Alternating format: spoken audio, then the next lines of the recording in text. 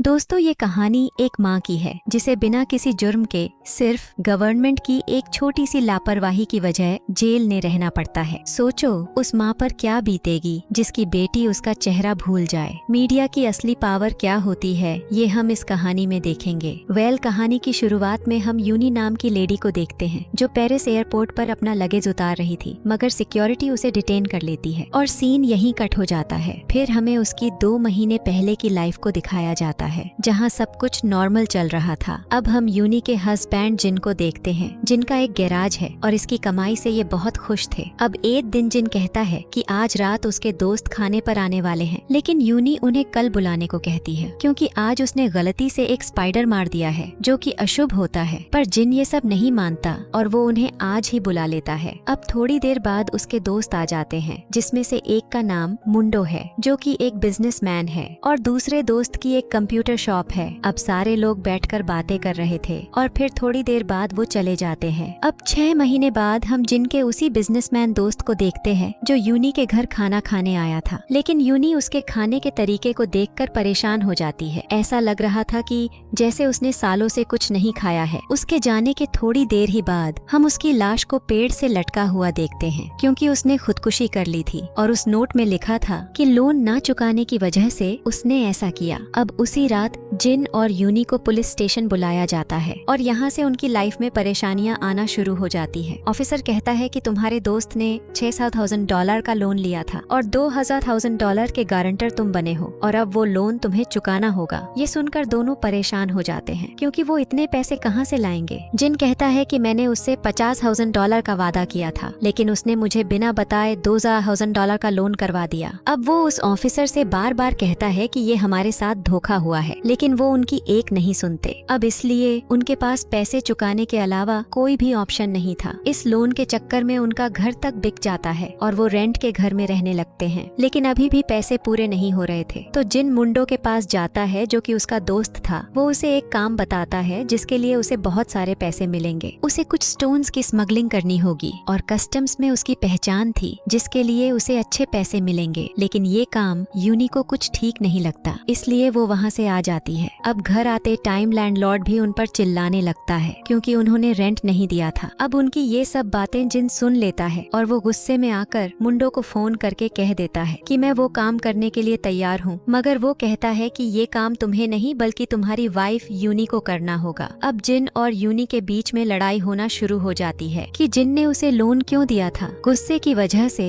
जिन 2 दिन के लिए घर से बाहर चला जाता है। अब एक दिन जब यूनी अपनी बेटी को खाना खिला रही थी तो वो कहती है कि माँ, मुझे अपने स्कूल के दोस्तों की याद आ रही है, मैं अब स्कूल कब जाऊंगी। दरअसल यूनी ने स्कूल से उसका नाम कटवा दिया था ताकि थोड़ी पैसे बच सके, लेकिन आखिर कब तक ऐसा चलता रहेगा, इसलिए वो मुंडो को खुद कॉल लगाती है और वो काम करने के लिए हाँ कर देती है। अब अगले दिन वो अपनी बेटी को उसकी आंटी के घर छोड़कर एयरपोर्ट के लिए निकल जाती है। जब जिन घर वापस आता है तो उसे यूनी का नोट मिलता है जिसमें लिखा था कि मैं थोड़े दिनों के लिए घर से जा रही हूँ। और इधर हम यूनी को पेरिस एयरपोर्ट पर देखते हैं। वो अपने लगेज को लेकर काफी परेशान थी, उसे बहुत टेंशन हो रही थी, लेकिन कुछ देर बाद वो उसे मिल जाता है। अब सब कुछ होने के बाद वो एयरपोर्ट से बाहर निकलने लगती है। अब उसे वहाँ गाइड करने के लिए एक आदमी भी होता है जो उसकी मदद करने वाला था, लेकिन यहाँ पर ऑफिसर को उस आदमी पर शक होता है और वो उसके बाहर निकलने से पहले ही उसे पकड़ लेते हैं। यूनी परेशान हो जाती है कि उसे क्यों पकड़ लिया गया। तभी यूनी को गाइड वाला आदमी बाहर निकलते हुए दिखता है और वो उसे आवाज लगाती है, हे मुझे छोड़कर कहाँ जा रहे हो, जिसके चक्कर में पुलिस उसे भी अरेस्ट कर लेती है। और जब यूनी का बैग खोला जाता है तो उसमें भारी मात्रा में कोकेन मिलती है, जिसे देखकर यूनी खुद हैरान हो जाती है कि अगर उसे ये काम करने के लिए करोड़ों रुपए भी मिलते तब भी वो ना करती। उसके साथ यहाँ धोखा हुआ था। वो उन ऑफिसर से बार बार कहती है कि मुझे इस बारे में कुछ नहीं पता है, पर अब वो फंस चुकी है और इसकी कितनी लंबी सजा उसे होगी ये उसे भी पता नहीं है। अब पुलिस उस गाइड वाले आदमी की मदद से मुंडो की गर्लफ्रेंड सूची को भी पकड़ लेती है। दूसरी तरफ कोरिया में जिन को पता चलता है कि इसकी वाइफ को पेरिस में कोकीन के चक्कर में पकड़ लिया गया। अब ये सुनकर वो पूरी तरह से पागल हो जाता है और उसे कुछ समझ ही नहीं आ रहा था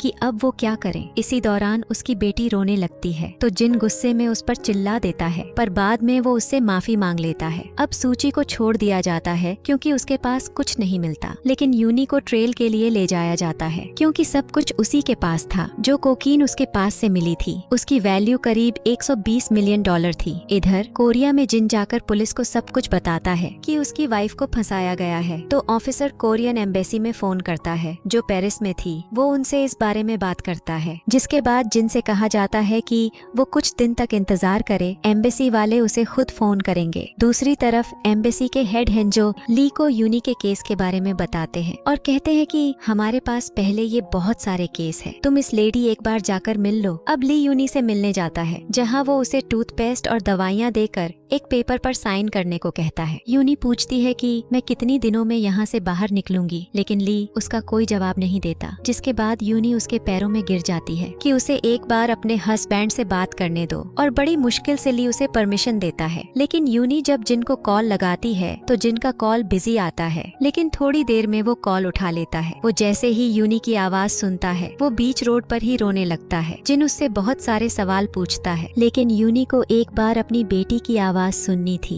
लेकिन जिन फोन जब तक अपनी बेटी के पास लेकर जाता है उसका टाइम खत्म हो जाता है, और वो बेचारी रोती ही रह जाती है कि एक बार उसे अपनी बेटी से बात कराने दो। अब ऑफिसर उसका फोन छीन लेते हैं। अब एक दिन जिन को पता चलता है कि सूची कोरिया वापस आ गई है, तो वो उससे मिलने जाता है और उस पर बहुत चिल्लाता है कि तुम वापस कैसे आ गई, उन्होंने यूनी को क्यों नहीं छोड़ा। तो वहाँ बैठा ऑफिसर उस पर उल्टा चिल्लाने लगता है कि तुम्हारी वाइफ गुनहगार है, इसलिए उसे नहीं छोड़ा गया। लेकिन ऑफिसर को नहीं पता कि असली गुनहगार सूची है। जिनको परेशान देख सूची उसके पास आकर बैठ जाती है और कहती है कि अगर तुम्हें मुंडो को ढूंढना है तो तुम्हें उसके सबसे करीबी दोस्त हु को ढूंढना होगा, क्योंकि उसे पता होगा कि वो कहाँ पर है। जिसके बाद जिन ली को कॉल लगाता है और उससे यूनी के बारे में पूछता है। ली कहता है कि जिस जेल में तुम्हारी वाइफ है वह किसी होटल से कम नहीं है, इसलिए तुम परेशान न हो और एक लॉयर का इंतजाम करो जिससे वो जल्दी बाहर आ सके। अब रात होने पर जिन जब घर आता है तो देखता है कि उसका सारा सामान बाहर फेंका हुआ है, और ऐसा उसके लैंडलॉर्ड ने किया था क्योंकि उसने रेंट नहीं दिया था। जिन पहले से ही बहुत परेशान था, ऊपर से अब वो दूसरा घर कहाँ से ढूंढेगा। उसके पास तो पैसे भी खत्म हो चुके हैं। अगले सीन में यूनी को दूसरी जेल में भेजा जा रहा था जो कि आम जेलों से बहुत ही अलग थी। वहाँ पर हर दिन कोई न कोई कैदी मारा जाता है, और ऐसी जगह यूनी का जिंदा रहना भी मुश्किल होगा। असली मुसीबत तो यहाँ से शुरू होने वाली थी, लेकिन वो जैसे तैसे करके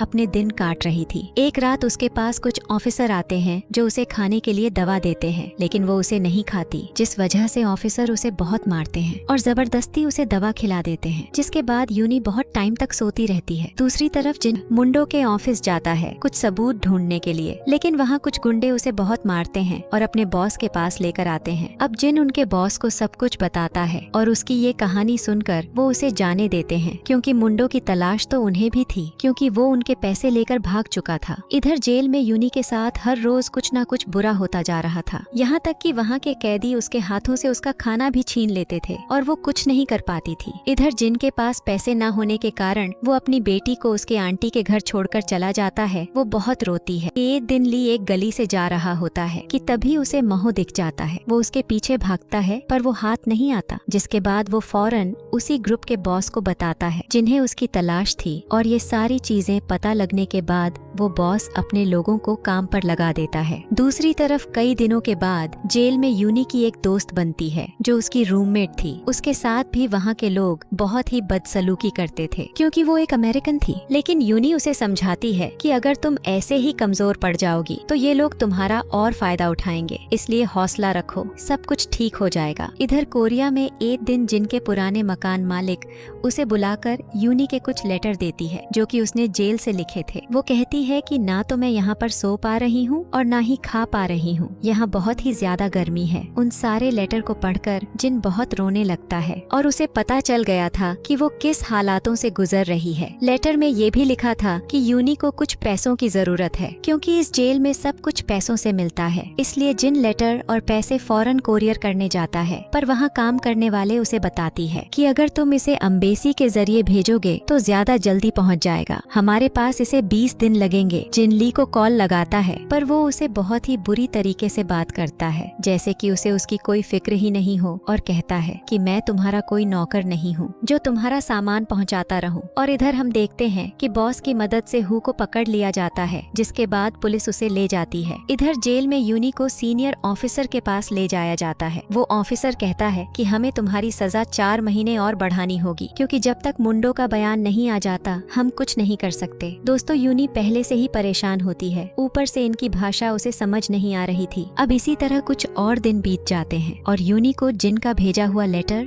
और पैसे मिल जाते हैं, जिसमें वो लिखता है कि तुम्हें घबराने की जरूरत नहीं है, हम दोनों यहाँ पे ठीक है, तुम हौसला रखो, हम तुम्हें जल्दी छुड़ा लेंगे। इस लेटर के साथ उसकी बेटी की फोटो भी थी, जिसे वो अपने सीने से लगा लेती और रोने लगती है। इधर जिन अपनी पूरी ताकत लगा देता है कि किसी भी तरह से वो यूनी को छुड़ा ले। खैर, इधर कोरिया में हु की मदद से मुंडो को पकड़ लिया जाता है और जब ये बात जिन को पता चलती है तो वो सीधा पुलिस स्टेशन जाकर उसे मारने लगता है। लेकिन ऑफिसर उससे कहता है कि ये आदमी तुम्हारी वाइफ को बाहर निकाल सकता है, इसे मार दोगे तो वो हमेशा के लिए कैद हो जाएगी। ये सुनकर जिन फौरन जाकर उसके पैरों में गिर जाता है और गिड़गिड़ाते हुए कहता है कि मेरी वाइफ को छुड़वाना अब बस तुम्हारे हाथ में ही है। उसने तुम पर भरोसा किया था और तुमने उसके साथ धोखा किया। इधर यूनी जेल से ही लेटर लिखती है। अब वो जिन से कहती है कि जब दोबारा वो उससे लेटर लिखे तो उसकी बेटी की रीसेंट फोटो जरूर भेजे। उसे देखना है कि वो कितनी बड़ी हो गई है और उसका बर्थडे आएगा तो वो उसे घुमाने जरूर ले जाना। ये सब जिन अपनी बेटी के साथ बैठकर पढ़ रहा था। आगे यूनी अपनी बेटी से कहती है कि बेटी, तुम अपने डैड को ज्यादा परेशान मत करना, मैं जल्दी ही वापस आऊंगी, मुझे तुम्हारी बहुत ही याद आती है। अब कुछ समय बाद मुंडो का ट्रायल होता है, जिसमें वो कन्फेस कर लेता है कि मैंने ही यूनी को भेजा था, उसकी कोई गलती नहीं है। उसके इस बयान को रिकॉर्ड कर लिया जाता है, जिससे ट्रांसलेट करके पेरिस की कोरियन एम्बेसी में सेंड कर दिया जाता है। अब जब इस बात की खबर यूनी को मिलती है तो वो बहुत ही खुश होती है और पूरी जेल में सबको बताती है कि मैं अब यहाँ से जाने वाली हूँ। अब 4 दिन बाद कोरियन एम्बेसी के पास वो सारे कंफ्यूजन मिल जाते हैं, लेकिन उसे खोलने से पहले एक आदमी गलती से उस पर कॉफी गिरा देता है, जिससे उन सारे पेपर को फाड़ दिया जाता है और उस जेल में ऐसे कोई पेपर नहीं पहुंच पाते, जिस वजह से यूनी की सजा 4 महीने के लिए और बढ़ा दी जाती है। अब जज को पता ही नहीं था कि मुंडो अरेस्ट हो चुका है। वो पेरिस कॉल भी नहीं लगा सकते क्योंकि ये जेल बहुत ही डिसेंट एरिया में है और वहाँ नेटवर्क भी नहीं आते। अब यूनी उन्हें बहुत समझाने की कोशिश करती है, मगर वो उसकी लैंग्वेज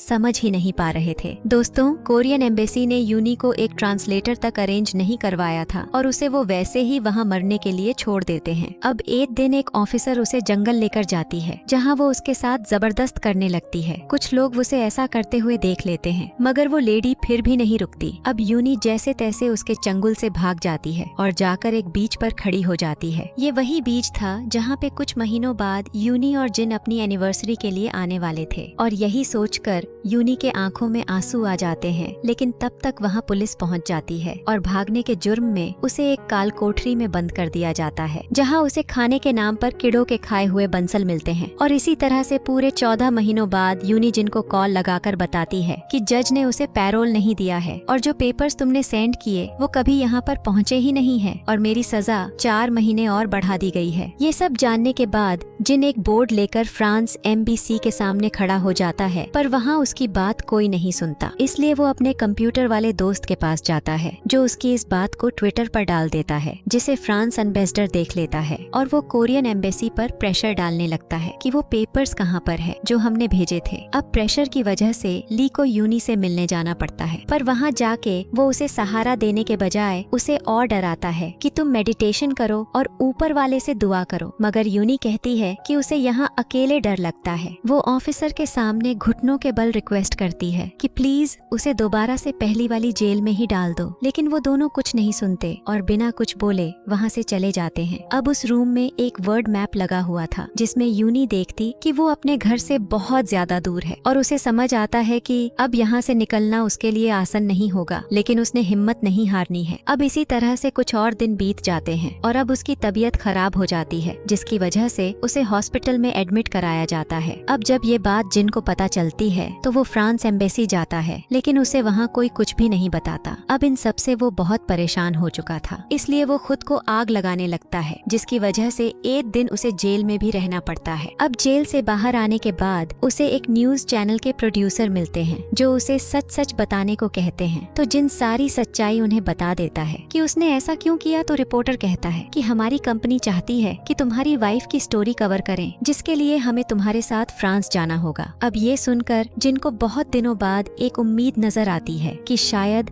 अब उसकी वाइफ बाहर आ सकती है। अब ये लोग उसी जगह पहुंचते हैं जहां पर यूनी को रखा गया था। चैनल वाले सब कुछ रिकॉर्ड कर रहे थे। अब जिन को देखकर यूनी को विश्वास नहीं होता कि वो उसके सामने खड़ा है या फिर वो सपना देख रही है, मगर ये सच था। दोनों एक दूसरे को गले लगाकर बहुत देर तक रोते हैं, जिसके बाद जिन अपनी वाइफ को उनकी बेटी की एक वीडियो दिखाता है जो वो कोरिया से बनाकर लाया था। तो पूछती है कि मम्मी आप कहाँ हो, मैं आपका चेहरा तक भूल गई हूँ, प्लीज जल्दी से घर वापस आ जाओ। अब उस रात दोनों एक साथ ही रहते हैं और 15 से 16 महीनों में जो भी गले शिकवे थे वो सारे एक दूसरे से बयां करते हैं। अब दूसरे दिन चैनल वाले उस जेल के जज के पास जाते हैं और वो ऑन कैमरा बोलते हैं कि हमारे पास कोई पेपर ही नहीं आया है, आप जाकर कोरियन एम्बेसी में पूछिए। अब ये लोग वहाँ पहुँच जाते हैं और कुछ ही समय में एम्बेसी वालों की पोल खुल जाती है कि उनकी एक लापरवाही की वजह से कैसे एक बेगुनाह औरत पिछले 2 सालों से जेल में कैद है। अब उनका सच जानकर जिनको इतना गुस्सा आता है कि वो उनसे भिड़ जाता है और वहाँ पर खड़े ऑफिसर उसे संभाले हैं। लेकिन अब टाइम आ जाता है इन लोगों को यहाँ से जाने का। जिन यूनी को आखिरी बार अलविदा बोलकर वहाँ से चला जाता है और जाकर चैनल वाले यूनी की पूरी स्टोरी को ब्रॉडकास्ट करने की तैयारी में लग जाते हैं। लेकिन तभी फ्रांस एम्बेसी से लेटर आता है कि इसे रोक दो, लेकिन चैनल हेड नहीं मानते और मीडिया की असली ताकत क्या होती है वो सबको बताते हैं। वो उसकी पूरी स्टोरी को ब्रॉडकास्ट करते हैं, जिससे कुछ ही पलों वो इतनी तेज वायरल हो जाती है कि ली और उसके हेड का ट्रांसफर हो जाता है। हर जगह बस यूनी की बातें हो रही थी और इन सब को देखते हुए उसे एक नया वकील दिया जाता है। अब पूरे 2 साल बाद उसका ट्रायल होता है, जिसमें उसे 1 साल की सजा सुनाई जाती है, लेकिन उसने पहले ही 2 साल जेल में बिता दिए थे। तो अब वो घर जा सकती है। अब जाते जाते जज कहते हैं कि तुम कुछ कहना चाहती हो, तो यूनी कहती है कि ये मेरी गलती थी, मैंने चंद पैसों के चक्कर में ऐसे कदम उठा लिया और मेरी गलती की सजा मेरा परिवार उठा रहा है। मेरी बेटी मेरा चेहरा भूल गई है, मैं अब बस घर जाना चाहती हूँ और मुझे कुछ भी नहीं चाहिए। ये बोलकर वो रोने लगती है। अब कुछ दिनों बाद हम एयरपोर्ट पर यूनी के सपोर्ट में बहुत से लोगों को देखते हैं, जिसमें उसका परिवार भी शामिल था। थोड़ी देर में यूनी बाहर आ जाती है और उसके हाथ में एक डॉल थी जो उसने 4 दिन भूखे रहकर अपनी बेटी के लिए खरीदी थी, ताकि वो उसे बर्थडे पर उसे गिफ्ट कर सके। अब जिन तो उसे देखकर पहचान लेता है, लेकिन उनकी बेटी नहीं पहचान पाती। तो यूनी कहती है कि बेटा मैं तुम्हारी मम्मी हूँ। तब उसकी बेटी उसके पास आकर उसके आंसू पोंछती है और उसे गले से लगा लेती है और इस नजारे को देखकर सभी लोगों की आंखों में आंसू आ जाते हैं। अब 5 महीने बाद पहली बार शहर में बर्फ गिरती है, तो जिन सबको बुलाकर एक फैमिली फोटो लेता है। पर उसी दौरान उसके पास कोई एम्बेसी से कॉल आता है और वो उसे बताते हैं कि एक गुड न्यूज है, आपकी वाइफ घर आने वाली है। मतलब कि एम्बेसी वालों को अभी तक पता ही नहीं चला कि वो घर भी आ गई है। इसलिए कहते हैं गवर्नमेंट का कोई भी काम समय पर नहीं होता। जिन बिना कुछ कहे फोन कर देता है और फोटो क्लिक कर लेता है और यही इस बेहतरीन सी मूवी का एंड हो जाता है। वेल, आपको ये कहानी कैसी लगी हमें कमेंट करके जरूर बताएं और चैनल को सब्सक्राइब करके बेल आइकॉन जरूर दबा लें।